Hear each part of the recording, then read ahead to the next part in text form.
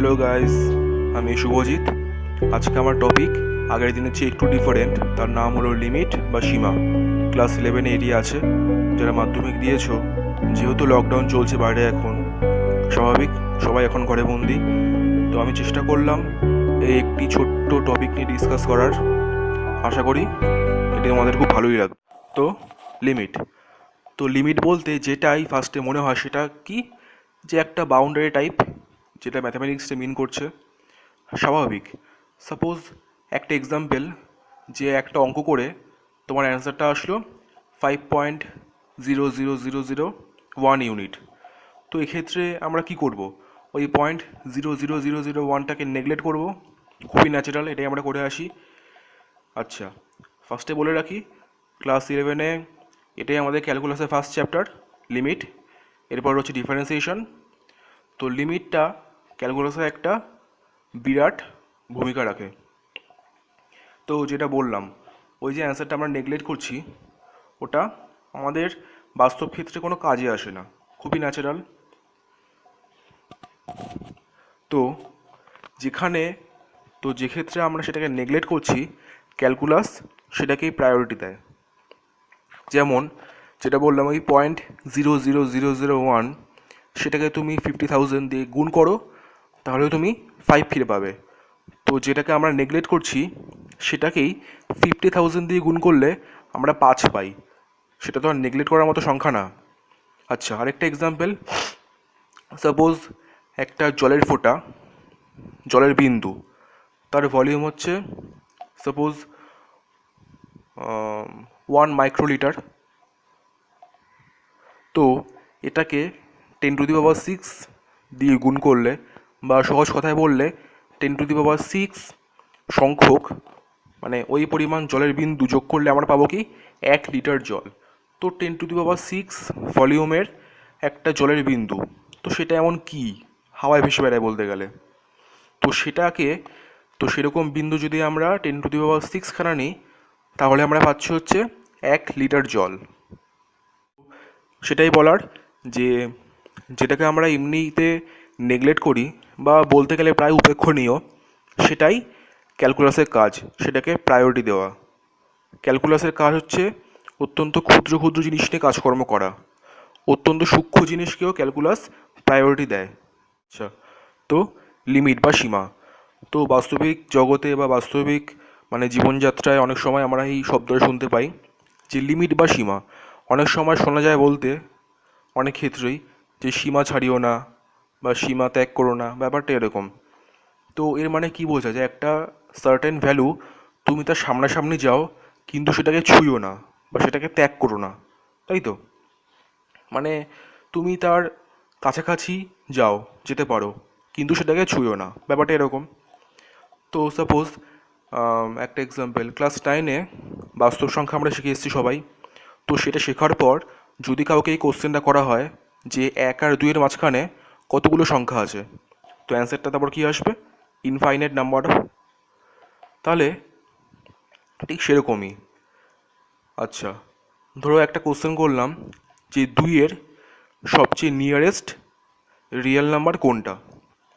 তো ধরো একজন বলল 2.1, তো আরেকজন একটু বুদ্ধি করে বলল না 2.01। তো এরম করতে করতে আরেকজন বলল না 2.00001 কি, কিন্তু তারপরেও বলা গেল, আরেকজন বলতে পারলো যে না 2.7 তারপর 1। তো এরম করতে কখনো শেষ হবে, এরম করতে করতে? তো এক সময় দেখা গেল 2 পয়েন্ট অনেকগুলো শূন্য তারপর 1, তো ওই 1টার আর কোনো সিগনিফিক্যান্স থাকে না। তো নর্মাল, তো রিয়েল লাইফে তো ওটাকে নেগলেক্ট করলেই চলে, কিন্তু ওটাকে প্রায়োরিটি দেবে হচ্ছে ক্যালকুলাস, সেটা আমাদের খেয়াল করতে। এমনি ভাষায় বলা গেল, এবারে একটু অঙ্কের ভাষায় আসা যাক। তো একটা ভ্যারিয়েবল সাপোজ এক্স, তার লিমিট এ, স্মল এ বলতে আমরা কি বুঝি, যে ভ্যারিয়েবলটা এর সামনাসামনি বা খুব নিয়ারেস্ট মান অ্যাকসেপ্ট করতে করতে তার দিকে এগোবে, কিন্তু কখনোই এ হবে না, এটা মনে রাখতে হবে। সাপোজ একটা এক্সাম্পল যদি বলি, যে একটা ভ্যারিয়েবল এক্স তার লিমিট হলো 1, তাহলে আমরা কি বুঝি যে এক্স 1-এর কাছাকাছি ভ্যালুগুলো, সাপোজ যদি এখন ওই যে বললাম যে 1-এর কাছাকাছি সংখ্যা কোনটা, সবচেয়ে নিয়ারেস্ট নাম্বার অফ 1 কোনটা, 1.1 না, তারপর আস্তে আস্তে আস্তে আস্তে কী আসবে 1 অনেকগুলো 0 1। তো এরকম করতে করতে কখনোই আমরা একের সবচেয়ে নিয়ারেস্ট সংখ্যাটা পাই না। যেই যতই নিয়ারেস্ট সংখ্যাটা আমরা বলি মানে ক্লেম করি, ধরে বললাম যে 1.10 তার থেকে আমরা ছোটো নাম্বার পেতে সক্ষম 1.20 শূন্য তারপর 1। তো এরকম করতে করতে এক্স 1-এর দিকে অ্যাপ্রোচ করছে।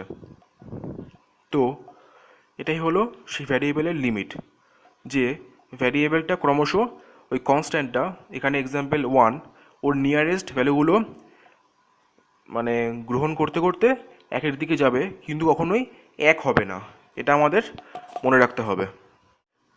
এবার একটু ম্যাথামেটিক্যাল ডেফিনিশনটা বলা যাক। সাপোজ ধরো আমি বললাম যে একটা ভ্যারিয়েবল এক্স তার লিমিট হলো এ। যেমন যদি আমি বলি যে একটা ভ্যারিয়েবল এক্স তার লিমিট 2, তো সেটা আমি কিভাবে ডেফিনিশনে বলবো। যদি আমি বলি যে একটা ভ্যারিয়েবল মানে যদি কেউ ক্লেম করে যে একটা ভ্যারিয়েবলের লিমিট হচ্ছে কি এ, তাহলে আমরা কি বলতে পারি, মানে কীরকমভাবে জিনিসটাকে বলতে পারি যে একটা রিয়েল নাম্বার স্মলেস্ট না মানে স্মলার, যত ছোট তুমি চুজ করো না কেন এপসাইলন, একটা real number, positive real number, তো তুমি চুজ করো। তো যদি এক্সের লিমিট এ হয় তাহলে তুমি এক্সের এমন ভ্যালু পেতে বাধ্য হবে, মানে এমন ভ্যালু তুমি পেতে থাকবে যার জন্য modulus of x minus A less than epsilon হবে। মানে কি, যত ছোট এপসাইলন এর নেবারহুড তুমি রিয়েল লাইন তার উপর তুমি কনসিডার করো না কেন, তুমি এক্সের এমন ভ্যালু মানে এক্সটা যখনই এর দিকে অগ্রসর হচ্ছে, তো স্বাভাবিক যতই এর কাছাকাছি অগ্রসর হচ্ছে এক্সটা, ততই এক্স মাইনাস এ এই ডিফারেন্সটা আস্তে আস্তে স্মল হচ্ছে। তো যত ছোটোই তুমি এপসাইলন 0 চুজ করো না কেন রিয়েল লাইনের ওপর, পজিটিভ রিয়েল লাইন, তো এক্সের এমন ভ্যালু পেতে আমি বাধ্য হব বা এমন ভ্যালু আমি পাবো যার জন্য এই modulus of x minus A less than epsilon আমরা। সাপোজ একটা এক্সাম্পল আমি বললাম যে একটা ভ্যারিয়েবল ওয়াই, সাপোজ তার লিমিট হলো গিয়ে 5। তো কি, তাহলে ওয়াইটা এক্সের ডান দিক বা বাঁ দিক যে কোনো দিক হোক তার থেকে ক্রমশ নিয়ারেস্ট মান ও গ্রহণ করতে করতে ক্রমশ 5-এর দিকে যাবে, কিন্তু কখনোই 5 হবে না, এটা আমাদের মনে রাখতে হবে। যে সাপোজ এক্সের মান হচ্ছে কি 4.9, তারপর হলো 4.99, তারপর 4.999, 4.799, এভাবেই এগোচ্ছে। তো যতই তো একটা জিনিস ভেবে দেখো, যতই এক্সের মানটা এই ভ্যালুগুলো নিতে নিতে 5-এর দিকে এগোচ্ছে, ততই ওই এক্স মাইনাস এ বা এখানে এক্সের ভ্যালুগুলো কী আসছে বললাম -5, এই যে ডিফারেন্সটা আস্তে আস্তে স্মল হচ্ছে, মানে মডিউলাস অফ ওই ডিফারেন্সটা মানে মড অফ এখানে x-5, ওই ডিফারেন্সটা আস্তে আস্তে স্মল হচ্ছে। তো যত ছোটোই এপসাইলন মানে পজিটিভ রিয়েল লাইনের ওপর এপসাইলন তুমি চুজ করো না কেন, এক্সের এমন ভ্যালু তুমি পাবে যার জন্য ওই যে ভ্যালুটা মানে মড অফ x-5 ওটা লেস দ্যান অফ এপসাইলন, এই ইনইকুয়ালিটি হোল্ড করবে। আচ্ছা, তো এক্সাম্পল তো হলো, তো এবার আমাদের শিখতে হবে কি যে লিমিটটা আমরা কেন শিখছি বা লিমিটের ইম্পর্টেন্সটা কোথায়। সাপোজ একটা ফাংশন এক্সের একটা ফাংশন f(x) = 1/x-1 সাপোজ। তো ফাংশনটা কি f(x) = 1/x-1।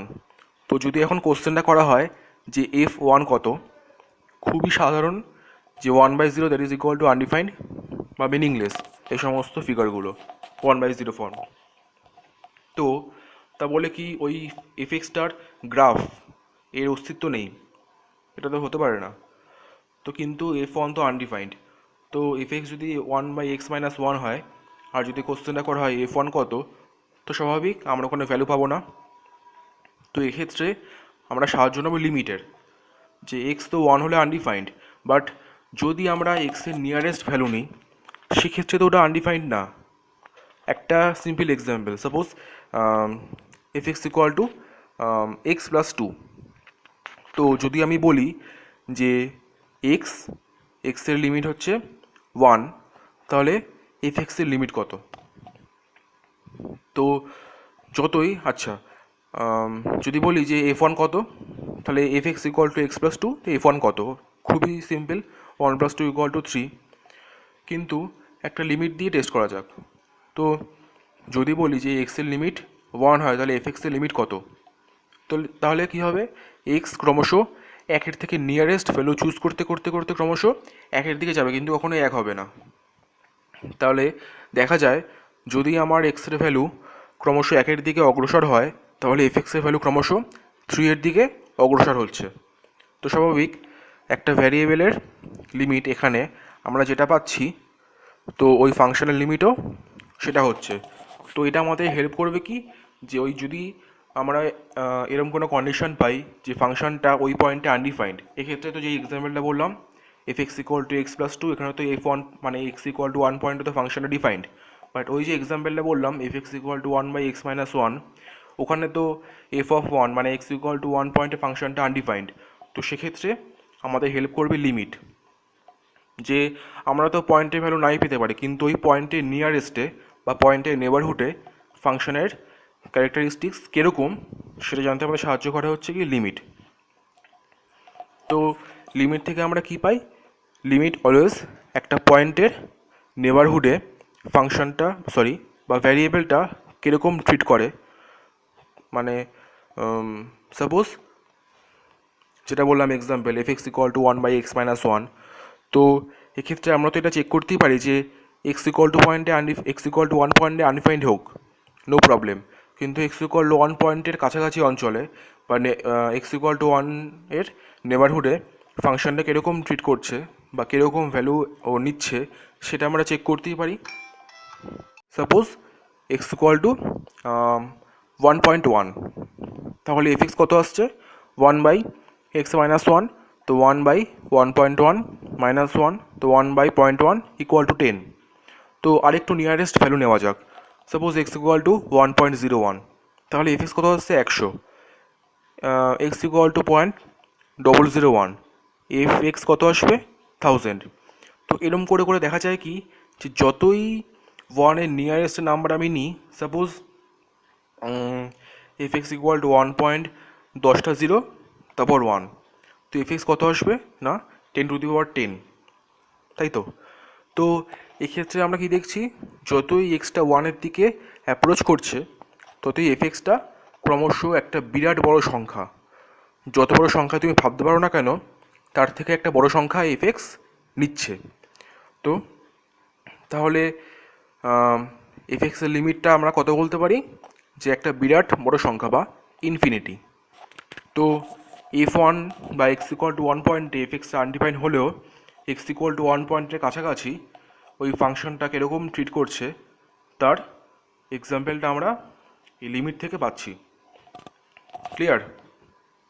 আচ্ছা, তো একটু আগে আমি একটা এক্সাম্পলে functional limit of a function নিয়ে একটু কথা বলেছিলাম, তো সেটা নিয়ে এখন একটু বলি। কিছুই ব্যাপারটা না, খুবই সিম্পল, যে একটা ভ্যারিয়েবলের লিমিট বা একটা ভ্যারিয়েবল সাপোজ এক্স যার দিকেও অগ্রসর হচ্ছে, তার জন্য এফ এক্সটা যার দিকে অগ্রসর হয় সেটাই হলো ওই ফাংশনের limit. Suppose x tends two এর জন্য এফ এক্স টেন্স টু এল হয়, তাহলে এখানে ভ্যারিয়েবলটা এক্স তার লিমিট কত এ, তার জন্য মানে এক্সের লিমিট 1 হওয়ার জন্য ফাংশনটা এফ এক্সের লিমিটটা কত হচ্ছে এল, এলটা এখানে কি ফাংশনের লিমিট। আচ্ছা, এই যে বলছি যে সাপোজ একটা ভ্যারিয়েবল এক্স তার লিমিট হলো সাপোজ 2, তো এখানে এটাকে আমরা কীভাবে লিখব, যে এক্স অ্যারো 2, কীভাবে জিনিসটাকে পড়তে হয়, যে x tends to 2 or x approaches to two, মানে এক্স টু এর দিকে যায়, ব্যাপারটা এরকম। তো এবার একটা কোশ্চেন, সাপোজ বললাম যে এক্সের লিমিট টু হলে বা এক্স টেন্স টু টু হলে, মানে x tends to two, f x আর এফ অফ টু এর মধ্যে বেসিক ডিফারেন্সটা কোথায়? নিশ্চয়ই তোমরা অ্যান্সারটা পেয়ে গেছো যে f of two equal to কি, যে ফাংশনটা এফ এক্স, সেটা এফ অফ টু তাহলে কি, যে এক্স ইকুয়াল টু টুতে ওই ফাংশনের ভ্যালুটা, আর এক্স টেন্ডিং টু টু বা এক্স টেন্স টু টু হলে এফ এক্স, তার মানে কি এক্স ক্রমশ দুইয়ের দিকে অগ্রসর হচ্ছে, তাহলে এফ এক্সটা কার দিকে অগ্রসর হয়, এটাই হলো এক্স টেন্স টু টু হলে f x and f of two এর মধ্যে ডিফারেন্স। যে সাপোজ একটা function f x equal to x plus two, তাহলে এফ অফ টু কী আসবে, two plus two that is equal to four. কিন্তু যদি আমি বলি যে f x equal to x plus two, তাহলে এক্স টেন্স টু টু হলে এফ এক্স টেন্স টু কী হবে, ন্যাচারাল, খুবই ন্যাচারাল, ফোর, মানে F x tends two four. তার মানে এফ এক্সটা ক্রমশ ফোরের নিয়ারেস্ট ভ্যালুগুলো গ্রহণ করতে করতে ক্রমশ ফোরের দিকে যাবে, বাট কখনোই ফোর হবে না, এটাই খেয়াল রাখতে হবে। এটাই limit x tends to two, f x আর এফ অফ টু এর মধ্যে ডিফারেন্স। আচ্ছা, তো এবার কতগুলো টার্ম নিয়ে আলোচনা করা যাক। সাপোজ বললাম যে একটা ভ্যারিয়েবল এক্স, তার লিমিট হলো গিয়ে সাপোজ ওয়ান। তো এই যে এক্সটা ক্রমশ ওয়ানের দিকে যাচ্ছে, তো এটা তো রিয়েল লাইনের ওপরে ওয়ানের বাঁ দিক থেকেও আসতে পারে, ডান দিক থেকেও আসতে পারে, ক্লিয়ার?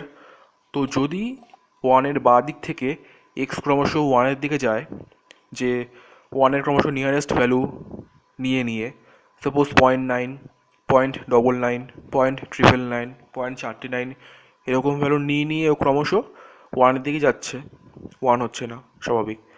আর তাহলে এটাকে আমরা কি লিখব, যে এক্স টেন্স টু ওয়ান, উপরে ছোটো করে মাইনাস, যেহেতু ওয়ানের বাঁ দিক থেকে আসছে তাই লিখব কি, যে x tends two one minus.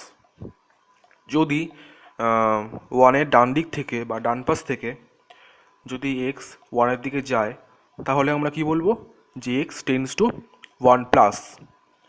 আচ্ছা, তো আচ্ছা বললাম যে x tends two one plus একটা ফাংশন আছে এফ এক্স, তো x tends two one plus হলে এফ এক্সের যেই ভ্যালুটা পাচ্ছি আমরা, তো সেটা হলো গিয়ে ওই ফাংশনের লেফট হ্যান্ড লিমিট বা বাম পক্ষের সীমা। যদি আমরা বলি যে x tends two one plus হলে, মানে যদি এক্সটা একের ক্রমশ ডান দিক থেকে ভ্যালু নিয়ে নিয়ে ক্রমশ একের দিকে যায়, তাহলে আমরা এফ এক্সের লিমিট বা এফ এক্সের সীমাস্ত মান বা লিমিটিং ভ্যালু যেটা পাচ্ছি, সেটা হচ্ছে এর মানে এফ এক্সের ডান পক্ষের সীমা বা রাইট হ্যান্ড লিমিট। এটা আমাদের মনে রাখতে হবে। আর একটা ব্যাপার একটু বলে রাখি, যে এটা ক্লাস 12-এ আছে, যদি লেফট হ্যান্ড লিমিট আর রাইট হ্যান্ড লিমিট যদি ইকুয়াল হয়, তাহলে ওই পয়েন্টে এফ এক্সটা হবে কন্টিনিউয়াস বা সন্তত। সন্তত ব্যাপারটা কি বা কন্টিনিউয়াস ব্যাপারটা কি, যে সহজ বাংলা ভাষায় যেই একটা গ্রাফ বা কোনো একটা গ্রাফকে যদি আমরা খাতায় পেন না তুলে আঁকতে পারি, সিম্পল কথা, দ্যাট ইজ কন্টিনিউয়াস।